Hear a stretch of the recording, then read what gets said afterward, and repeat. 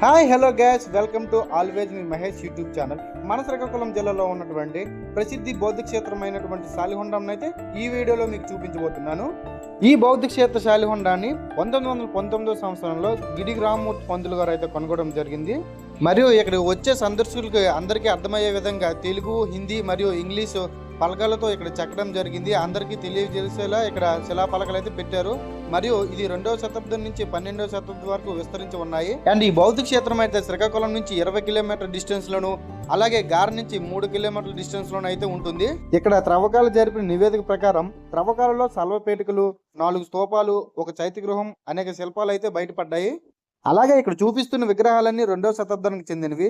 మరియు ఈ శిల్పాలు అనేవి థేరవాద మరియు మహాయాన, హీనయాన మొదలైన 3 బౌద్ధుల యొక్క ప్రభావాలను ప్రతిబింబిస్తున్నాయి. మరియు క్రీస్తుపూర్వం ఈ శాలిహొండాన్ని బియ్యపు ధాన్యకారం లేదా ఎముకలు పెట్టని కూడా పిలిచేవారు. ఈ శాలిహొండం బౌద్ధుని కాలానికి చెందినది. మరియు ఇక్కడ కనిపిస్తున్న ప్రతి స్తూపం ఇటుకలతో కట్టడం అయితే జరుగుతుంది. ఈ బౌద్ధ క్షేత్రంలో దొరికినటువంటి శిథిలావస్థమైన పరిస్థితుల్లో ఉన్న విగ్రహాలని మన ఇండియా గవర్నమెంట్ అయితే గ్యాదర్ చేసి ఒక ఆడిటోరియం లాగా చేసి వచ్చిన సందర్శకులకు వీక్షించడానికి ఒక ఆడిటోరియంగా తయారు చేశారు. మరియు ఇక్కడ చుట్టూ ఒక పార్క్ కూడా తయారు చేశారు. అండ్ వచ్చిన విజిటర్స్ కి ఎటువంటి ఇబ్బంది లేకుండా వాష్రూమ్స్ కూడా కట్టడం జరిగింది. Subscribe to always me Mahesh.